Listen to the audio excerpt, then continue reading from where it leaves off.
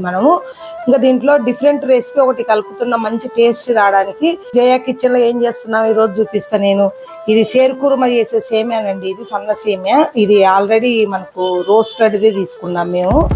ఇది first time మేము చేయటం. ఇది ఎర్రగడ్డకి వెళ్ళి కనిపిస్తే తెచ్చుకున్న ట్రై చేద్దామని. సేమియా, పాలు, చికెన్ పాలండి, వచ్చేసి ఎండి ద్రాక్ష, ఎండి కొబ్బరి, చక్కెర, యాలకలు, బాదం పప్పు, జీడిపప్పు ఇవన్నీ మనం ఫ్రై చేసేసి ఒక స్వీట్ తయారు చేస్తున్నాం డిఫరెంట్గా. చూడండి, మీకు ఇప్పుడు ఇవన్నీ డ్రై ఫ్రూట్స్ చేస్తాను చూడండి.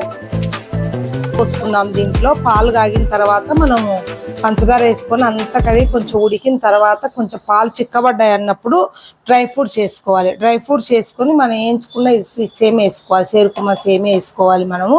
ఇంకా దీంట్లో డిఫరెంట్ రెసిపీ ఒకటి కలుపుతున్న మంచి టేస్ట్ రావడానికి.